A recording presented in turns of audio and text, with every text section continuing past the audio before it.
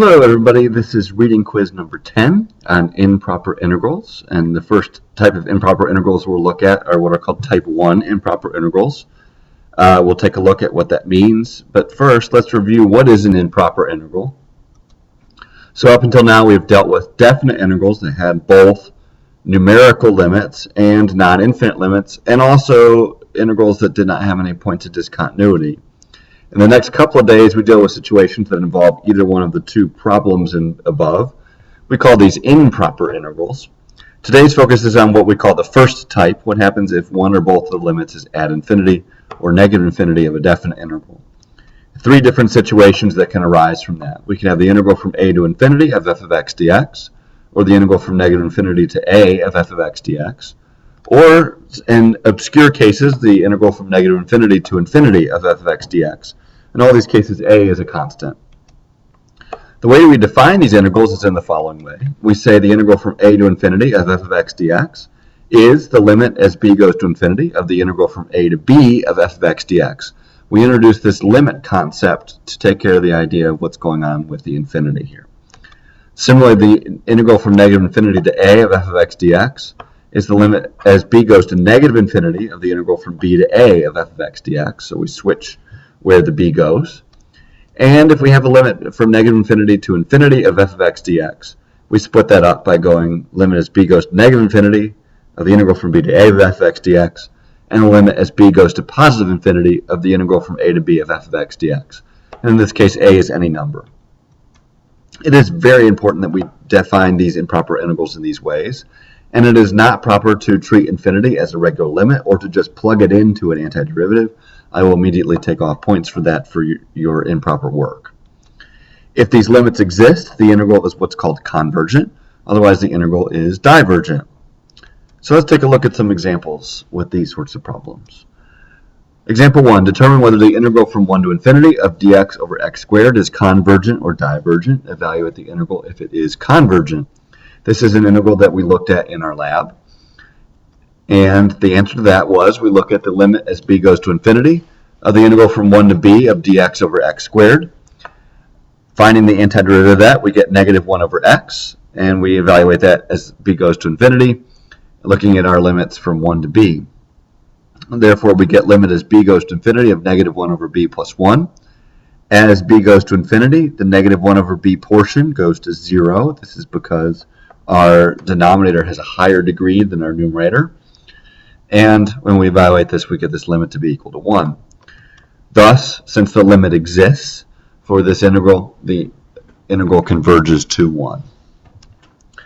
Example 2, another one from the lab. Determine whether the integral from 1 to infinity of dx over x is convergent or divergent. Evaluate it if it is convergent. And the answer to that, we look at the limit as b goes to infinity of 1 over b dx over x. And that equals the limit as b goes to infinity of the natural log of the absolute value of x. That would be the antiderivative there. As we go from b to 1, notice I'm not plugging in infinity. I'm still keeping my limit signs. The limit as b goes to infinity of natural log of absolute value of b. And that limit is equal to infinity. Since the limit does not exist for this integral, the integral diverges. Anytime we see that the integral has a limit that does not exist, then the integral diverges here. So this leads us to a nice little theorem and a question. Can we immediately figure out when a simple rational function converges or diverges? And the answer to that is yes, and we have a nice little theorem. The integral from 1 to infinity of dx over x to the p converges to 1 over p minus 1 if p is bigger than 1 and diverges otherwise. This has to do with the level of our value p, which we will call a p-series later on. And if we have a p-value that's large enough in our denominator, then we will be able to find an antiderivative, as we saw on the previous slides, an antiderivative where we would say that as b goes to infinity, the antiderivative goes to 0.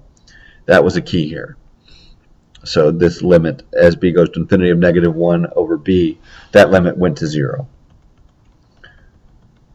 The integral will diverge otherwise. Now it's important to use this theorem properly. In our case, the integral went from 1 to infinity. If we have some other sort of integral, then we have other issues. So note that if p is bigger than 1, I work out all the math here. Basically, we can write the antiderivative as x to the 1 minus p over 1 minus p. And when we do so, the first part that would involve the limit as b goes to infinity would go to 0, and we would get the integral of 1 over p minus 1, or the answer of 1 over p minus 1. If p is less than or equal to 1, we don't get the same antiderivative, and that causes our limit to not exist. And that would be the case where the b to the 1 minus p part would explode and go off to positive infinity.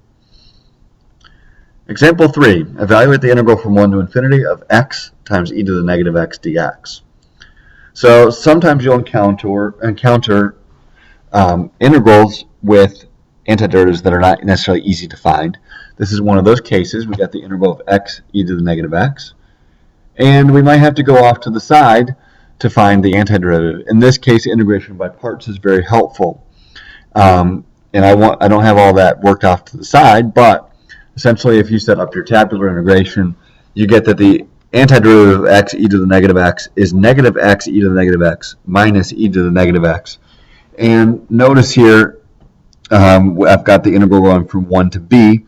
That's because we'll apply the limit in the next portion here. So thus, limit as b goes to infinity of the integral from 1 to b of x e to the negative x dx would be the limit as b goes to infinity of negative x e to the negative x minus e to the negative x. That's the antiderivative we just found up there. As we go from 1 to b, rewriting that a little bit, we get the limit as b goes to infinity of negative x over e to the x minus 1 over e to the x. As we go from 1 to b, plugging in, we notice that negative b over e to the b goes to 0, since the e to the b overpowers. This portion, the 1 over e to the b, also goes to 0. Remember our pirates and ninjas. The e to the x is a stronger power than any sort of polynomial we deal with. So that portion goes to 0, and therefore you're just left with what we get when we plug in 1, which would be negative 1 over e minus 1 over e, and then it's subtracted because of fundamental theorem, and we get 2 over e as our final answer. So therefore the integral converged to 2 over e. In example 4, we consider what happens when we go to negative infinity on one side and positive infinity on the other. And what we need to think about is dividing up the integral up into two parts. So in this example, we divide the integral up at x is equal to 0. As you'll see, that's the most convenient spot. So the integral itself is the integral from negative infinity to infinity of dx over 1 plus x squared. So what we're going to do is we're going to break up this integral at 0 and have an integral from negative infinity to 0 of dx over 1 plus x squared plus the integral from 0 to infinity of dx over 1 plus x squared. And notice that I'm going to create two new variables that help describe this.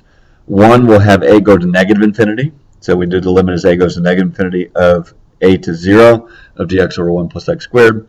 And limit as b goes to infinity of the integral from 0 to b of 1 plus 1 over x squared. We really do this so that we don't mix up our variables and get confused. And this is the appropriate way to write this. So, evaluating the first integral, limit as a goes to negative infinity of the integral from a to 0 of dx over 1 plus x squared. You should be familiar with that. That antiderivative is arctangent of x. And we're going to do the limit as a goes to negative infinity from a to 0.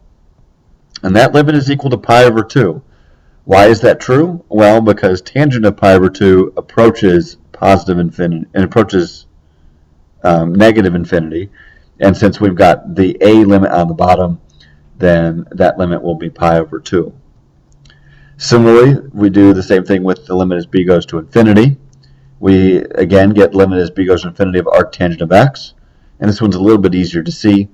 As we approach infinity, arctangent approaches pi over 2 because tangent of pi over 2 approaches infinity. And that's me restating that. Note that as x goes to infinity, arctangent of x approaches pi over 2.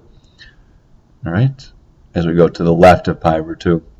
Combine the two integrals tell us that the bigger integral converges to pi.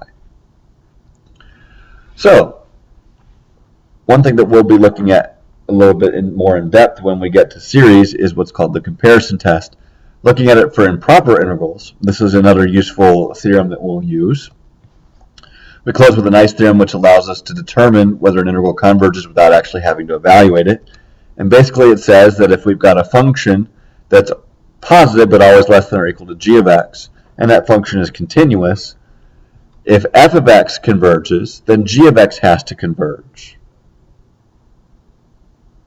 Excuse me, other way around. If the integral of g of x converges, then the integral of f of x also converges. That is because f is the smaller function and it's under a function that converges. I'm glad I caught that. The integral from a to infinity of g of x diverges if the integral from a to infinity of f of x diverges. Since g is bigger and f diverges, then g, the bigger function, also has to diverge. So here's an example using that. Show that the integral from 1 to infinity of e to the negative x squared dx converges. So we've already figured out from before that the integral from 1 to infinity of e to the negative x dx converges. This is actually one of your guided practice problems. And you can see this is worked out. The integral from 1 to infinity of e to the negative x dx is equal to the limit as b goes to infinity of negative e to the negative x dx, or as we go from 1 to b. And this negative part up front comes from the negative in our e to the negative x portion. So that limit will be e to the negative 1. So we can also notice that e to the negative x squared is less than or equal to e to the negative x. The reason being is because we're squaring x. And as we square x and make it negative, our e to that power will be a much smaller number because we would be doing 1 over a much larger number. So thus, the integral from 1 to infinity of e to the negative x squared dx converges by our comparison theorem.